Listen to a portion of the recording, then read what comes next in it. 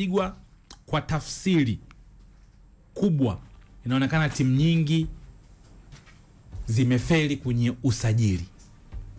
Sajili nyingi zinaonekana hazijalipa. Sio kwa Yanga, kwa Simba wanazungumza dirisha dogo, dirisha kubwa inaonekana shughuli ilikuwa nzito. Kwa Azam kule akina Kitambala watu wameshakata tamaa, wanasema ni kawaida. Kuna hayo mazingira. Ni kweli madirisha mawili ya msimu huu yameishi nje ya matarajio na watu wengi. Nadhani kwa Simba na Yanga sana kuliko Azam. Kwa sababu Azam dirisha kubwa walirejea kina Imide ambao wanafanya vizuri, na hata Azam pia hakuwa na maingizo mengi sana. Yes. Kwa Simba na Yanga ndio ilikuwa story. Simba aliingiza wachezaji zaidi ya 10 ambao dirisha kubwa waliingia, na kikosi cha Simba wakati msimu unaanza kulikuwa na karibia nusu ya wachezaji wapya, kuanzia goalkeeper. Sasa baada ya Musa Pinpin kuumia, goalkeeper kubwa alikuwa ni mpya, fullback wa kulia kushoto kwa Anthony Mligo alikuwa ni mpya, lakini pia beki wa kati mmoja alikuwa ni mpya, bwana Rushin. Baadaye tia akacheza na Nangu, wote wakawa wapya. Lakini eneo la kiungo kulikuwa pia na sura mpya. Ni Kagoma peke yake ndo alikuwa mwenyeji. Kante mpya, Nabi Kamara wote walikuwa ni wapya. Ukija kule mbele kwa washambuliaji pia aliongezeka Suleiman Mwalimu. Kwa hiyo kulikuwa na maingizo mengi sana ambayo kwa picha ya kawaida ilikuwa ni timu ambayo inaenda kutengenezwa. Kwa upande wa Yanga maingizo yalikuwa mengi, na maingizo ya Yanga yalikuwa yamebase kwenye kuongeza upana wa kikosi. Maingizo machache yalikuwa yanahitajika kwenye kikosi cha kwanza. Ingizo kama la mtu Rasin Kuma na Musa Balakonte, haya yalikuwa yanatazamiwa kama yanaenda kutibu au kuziba pengo la watu ambao waliondoka. Ilikuwa ni mahitaji ya lazima. Sababu Rasin na Balakonte ni eneo ambalo Aucho alikuwa ameondoka. Kwa hiyo alikuwa anategemea Rasin akiingia anaweza akacheza ile eneo, au Musa Balakonte mmoja kati ya hao. Lakini Azizi pia alikuwa kaondoka. Azizi ndio eneo ambalo alisajiliwa Mohamed Dumbia. Yes, kwa kuna hao. Lakini kuna yale maeneo mengine ambayo usajili ulifanyika kama sehemu ya kuongeza upana kikosi. Aliongezeka Asinki, ilikuwa ni sehemu upana kikosi. Kwa sababu Mohamed Hussein pia aliongezeka. Japokuwa Mohamed Hussein ni kama alikuwa ndo ziba nafasi ya mtu. Na sababu kipindi ambacho Kibabage alikuwa anaondoka. Kwa hiyo ni kama walipishana.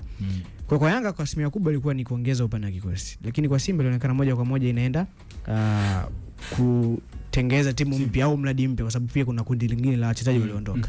Kwenye hiyo orodha yote ambayo tunaizungumza hapa Nsajigwa, ukisema urate kwenye kufeli kwa wachezaji ambao inawezekana sio kufeli, kushindwa kufikia mahitaji matarajio, ni asilimia ngapi ilifaulu, asilimia ngapi haikufaulu?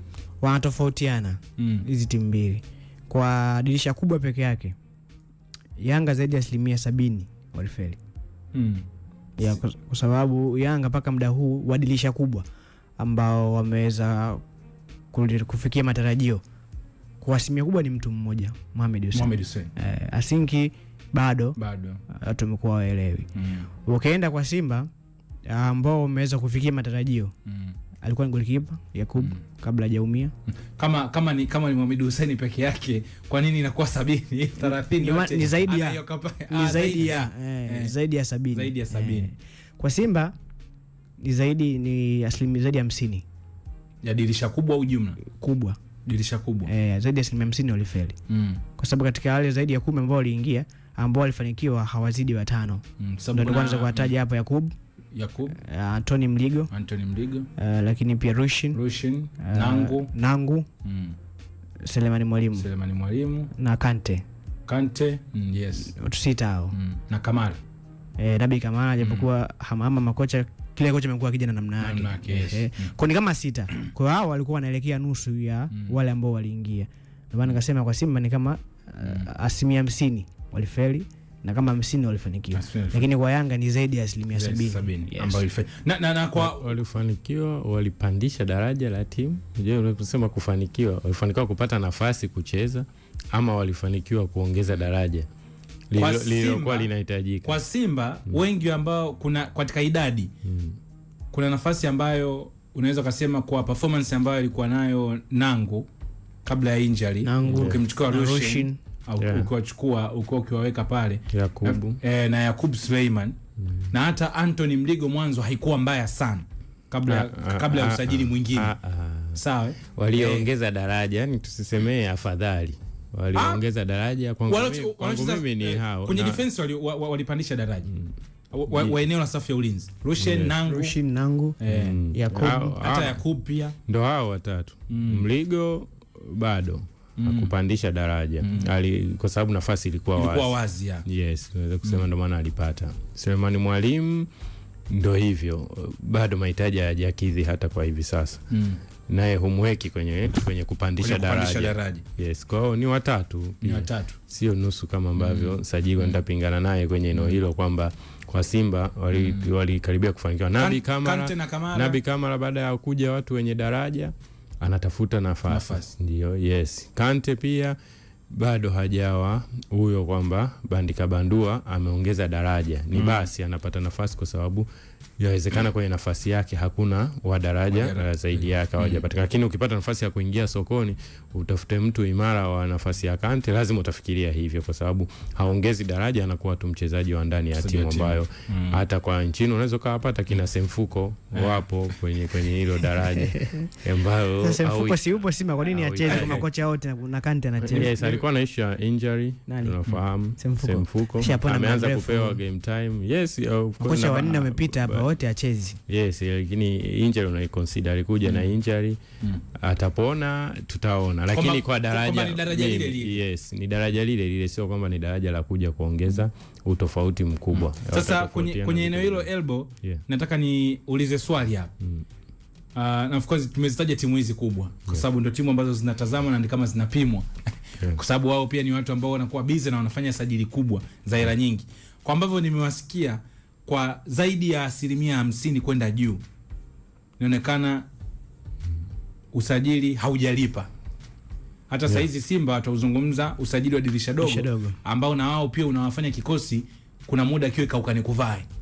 Akimisi mtu pengo kubwa. Yaani leo kosekana Libase Gay hayupo, ndio tunaona shughuli. Loemba hayupo. Kila mechi mwalimu anasema Loemba. Mazingira hayo. Sasa swali ambalo linakuja, kuna kutupiana mpira saa hizi. Kiongozi kafanya usajili anasema sio mimi kocha. Ukimgusa huku naambia bwana sikupewa kila kitu ambacho nilikuwa nakihitaji. Na nataka nijue kwa mazingira yetu Elbo, nianze nawe kabla nisajigwa. Tabia yetu sisi na utamaduni wetu kumuondolea utata mtu anayetusikiliza na ambavyo mazingira unayoona. Sajili hizi ni za makocha au ni za viongozi? Ipo na fakta kama 3 tofauti. Kwa maana timu za daraja A, kwa maana Simba, Yanga, Azam, ni timu ambazo wanasajili viongozi. Lakini kuna muda wanapokea maoni na mapendekezo ya kocha, ila decision ya kwenda sasa kutafuta ni viongozi.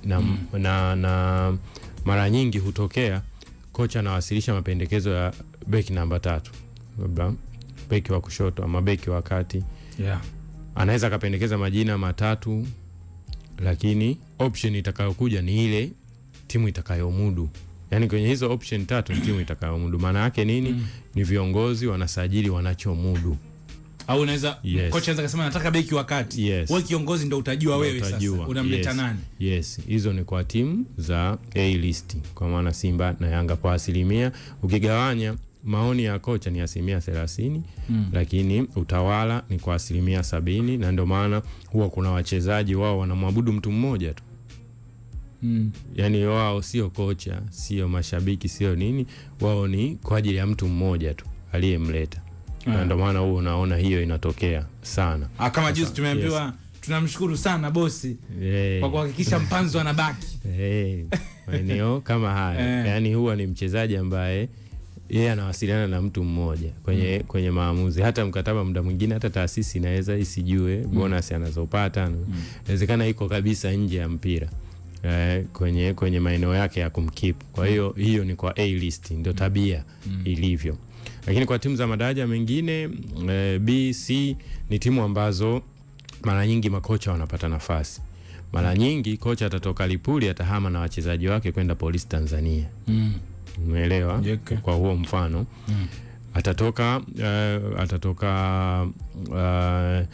labda Mbeya City atakwenda Mbao na wachezaji wake wawili watatu, atatoka Mtibwa atakwenda Ihefu atakwenda na wachezaji wake wawili watatu pale dirisha litakapofunguliwa. Ama kama akihama mwanzo wa msimu, lazima utaona majina mawili matatu ambao ndo silaha zake atakwenda nazo. Maana yake nini? Inakupa tafasiri kwenye timu za BC huwa ni makocha wanasajili kwa kiasi kikubwa, alafu kwa nafasi ndogo ndo viongozi, kwa sababu viongozi mara nyingi wanakuwa na matamanio makubwa, hayawezi kuyaafodi, wanamtegemea kocha kushawishi au wachezaji kuja. Ndio maana unaona kwenye timu ndogo ni rahisi sana wachezaji kumwabudu kocha kuliko kwenye timu za A-list ambazo wacheza na viongozi. Yes, wanadili na viongozi, lakini kwenye timu za madaraja hayo ya kati na mpaka mwisho ni mara nyingi wanategemea ushawishi wa kocha. Hata kocha mara nyingi bahati nzuri nikiwa reporter pindi natoka mtaani, story nyingi za makocha sitawataja kwa hifadhi siri za kazi yao, mara nyingi walikuwa ni wana checklist yao kabisa ya wachezaji kwamba akihama hapa ataondoka. Na bahati nzuri wengine ambao nilikuwa napiga nao story waliwahi kupata hata nafasi kwenye benchi la timu ya taifa. Hata ushawishi pia wa kuitwa kwenye national team walikuwa nao kwa mchezaji wake. Yaani anao 7, anao 8 ambao wanadili naye. Yawezekana anapata commission kwenye usajili, yawezekana anawabeba talenti yao ikuwe wafanye biashara. Iko hivyo kwa timu za ABC. Kwa viongozi wanakuwa na matamanio ya kumpata mchezaji fulani lakini hawezi kuafford. Lakini kupitia kocha wanaye msajili anaweza kaja na majina yake ambayo hiyo ni kwa hizo timu za chini. Yes. Kwenye kama sasa ya tatu, fakta yangu ya tatu sasa ni zigzag. Inawezekana timu imechanganyikiwa, ni dirisha dogo yani. Kocha Fadlu anasema kuna beki bora Afrika Kusini, mlete. Yani hapo sasa ni hiyo yani, timu imechanganyikiwa yani, chochote kinachopatikana sokoni lete. Kwa hiyo ni mseto wa viongozi, mseto wa wadau, na hizi timu A-list zina wadau ambaye inawezekana inatafuta tu hela apatikane, wadau wapo, anamleta mchezaji. Hizo scenario zote zipo. Kama mtaogopa kusema kwenye hii meza, hizo scenario zote zipo. Kwa mdau anaweza tunahitaji mchezaji dirisha dogo, akaletwa na mdau. Umeelewa? Miezi 6 amemaliza, huelewi mkataba wake ulikuwa wa mwaka, ulikuwa wa miaka 2, migogoro kibao, anaondoka au anapata timu, anaondoka. Hizo ni scenario ya tatu sasa. Hiyo mara nyingi na wakumba, hiyo ya tatu inarudi kwa A-list. Inawakumba mara nyingi A-list. Na hao wakubwa pia wanao nafasi. Kuna sponsor anadaiwa mchezaji. Yes. Aliahidi akadaiwa. Na kuna wachezaji pia kwenye hiyo factor ya tatu. Hawa wadau wa A-list wanaweza kampeleka Pamba, wakiwa wanasubiria dirisha lifunguke wampeleke timu kubwa. Kwa hiyo wanaweza kawa na mikataba nje miwili, lakini kwenye registration huku kwenye mamlaka TFF na FIFA inasoma klabu yake current labda ya Lipuli, lakini msimu ukiisha ni mchezaji anayemilikiwa kumbe na timu ya kwenye A-list. Hizo ni scenario ambazo zinatokea kwenye usajili. Kwenye tabia yetu kwenye hiki ambacho tunakiona, kwa sababu hapo je tunazungumza tunagusagusa ni ile picha ya usajili. Tunajua kwenye misingi au kwenye mazingira ya inapaswa kuwa vipi, kuna stage ambazo tunaamini timu kama timu inakuwa ina muundo wake kwenye ile professional way sasa. Kwamba timu ina plani yake ya sasa inayoishi, plani yake ya kati na plani yake ya mbele zaidi. Ndio maana kuna baadhi ya timu wachezaji huwa wanasajiliwa afu nakuta sio plani ya kocha, ni plani ya club. Afu kuna wale ambao wanakuwepo kocha anasuggest kwamba bana mhitaji huyu au unahitaji mchezaji wa position fulani. Si ndio? Mfano kama nichukulie mfano, kuna projects ambazo mimi shabiki wa Chelsea. Kuna nyakati Chelsea tulikuwa na yule mkurugenzi, alikuwa na yule Nigeria, na asili Nigeria, ni Michael Eminalo. Yule bwana aliwahi kufanya sajili ambazo huwa zinakumbukwa, ambazo zilikuwa ni project za team. Makocha walikuwa wanaenda, lakini bwana Victor Moses ni mchezaji wa club. Nakumbuka kina Kevin De Bruyne ni wachezaji wa sehemu ya club. Kwamba hawa tumewasajili sio mahitaji ya kocha, sio mahitaji ya nani. Hii ni project ya club ambayo ndani yake inawezekana ni jicho la biashara, kwamba huyo akimachua inawezekana tutauza au atacheza. Na ndio maana hata kwenye kesi kama ya Mohamed Salah, Mohamed Salah alikuwa ni project ya team. Ndio maana hata Mohamed Salah alivyokuja kuuzwa ile kwenda Fiorentina, ile kwenda Roma ilikuwa Fiorentina kwa mkopo. Mourinho alisema no, Mimi sikuwahi kumuuza Mohamed Salah, nilimtoa kwa mkopo. Kama kumuuza, walimuuza Chelsea kwa sababu walikuwa na project naye. Wengine hawa kina Kevin De Bruyne. Sasa hiki ni kitu ambacho kinatajwa, imekuwa ngumu kutofautisha kwenye mazingira yetu. Kuna muda kocha anapewa tu bwana alisajili yeye. Hata kama mchezaji ana umri mdogo. Bwana nani alisajili? Huyo kocha. Viongozi kama kuna muda huo wanajivua soja wakati tunajua kuna project za team. Ni kwa sababu hatuna wakurugenzi wa ufundi ambao wanakuwa wanatengeneza plan ya team ya leo pamoja na kesho. Lakini swali jingine humo kwenye kutazama hili kwamba kuna muda viongozi huwa na makosa yao ile kama huwa wanatuibia. Inawezekanaje mfano kama Simba? Tangu Simba kaupoteza ubingwa mpaka leo hapo na Steve Becker. Huyu ni kocha wa 7. Tangu Simba kaupoteza ubingwa kwenye misimu hii 4 au 5. Kuna makocha 7. Yanga tangu aanze kushinda ubingwa, si ndio, misimu miwili 21 22 mpaka leo, huyu anakuwa kocha wa 5 au 6? Kocha wa 6. Huyu ambaye yupo saizi Pedro, kocha wa 6. Inawezekanaje kwa tabia hizi za kufukuza makocha kila asubuhi, kiongozi huyo niambie kwamba makocha ndio huwa wanasajili? Kwa sababu mfano kama Yanga kocha alikuwa muda mrefu ni Nabi, ambaye alikaa misimu miwili na nusu, na ule mwingine alikuta jioni ndio zile nusu finali aliumalizia. Kocha mwingine ambaye wa Yanga amekaa muda mrefu anakuwa ni Gamondi mwaka mmoja na nusu hivi. Hapa katikati sasa una Sidi Ramovic, una Hamdi, una Roman Fozi, huku mwezi mmoja hapo. Huku una Benchika sijui, una Zoran Maki, unajua zile una Robertinho, Mgunda na sessions zake kama 2 mpaka 3 hivi kashaingia katoka. How comes kesho usajili ufeli? Uje uniambie kwamba makocha ndio huo wanasajili. Inawezekanaje? Yani hata kama hapa leo tupimane. Timu hizi ambazo zinafukuza makocha kila asubuhi. Inawezekanaje ukawa unamwachia kocha afanye usajili kwenye aina ya majibu ambayo tunayapata nisajili? Ni sababu nyingi, lakini sababu kubwa ni kwa sababu wanaishi kiutamaduni wa Kiafrika au Kitanzania. Kwa maana kwamba ni club ndio ya mpira wa miguu, lakini haina falsafa ambayo inafahamika kwamba sisi labda aina ya uchezaji sisi timu tunataka icheze hivi. Labda kwenye aina ya sajili zetu tutakuwa hivi. Hiyo vyote wanakuwa hawana, na ndio maana wamekuwa wakiishi kwa kutegemea na kocha ambaye yupo. Kwa mfano hivi sasa Yanga wanalalamika kwamba Pedro anafundisha style ya tofauti ya kiuchezaji ambayo wao wanaitaka. Lakini ni klabu hiyo ambayo kirudi miaka 5 nyuma walikuwa wanacheza mpira ambao tofauti na ambao sasa wanaamini ndio mpira wao. Kwa nini wamebadilika? Ni kwa sababu ya walimu walipita hapo katikati. Kwa hii inasababisha kwamba mwalimu akija, yeye ndo anakuwa na ramani. Hii timu mimi napita nao wapi, nashinda nao vipi. Kwa kila kitu anakuwa anakipanga yeye. Nataka labda timu yangu icheze kwa namna hii. Hata wachezaji ambao atasajili ni wale ambao wanaona yeye watafiti kwenye kile ambacho yeye anakihitaji ili aweze kushinda. Kwa hiyo ingetokea atuishi kwenye utamaduni wa Kiswahili, labda wa utamaduni wa Kiafrika, tunaenda vile ambavyo dunia inataka. Maana yake hawa wakurugenzi wa ufundi ambao malaka zao wamekuwa wakiajiriwa, tungeona wanafanya kazi zao. Lakini inawezekana wakawa wafanye. Hapo katikati Yanga alimwajiri South Africa yule Bwana Messi kama mkurugenzi wa ufundi. Na wakati Pedro anakuja, Messi alikuwa hapo pale.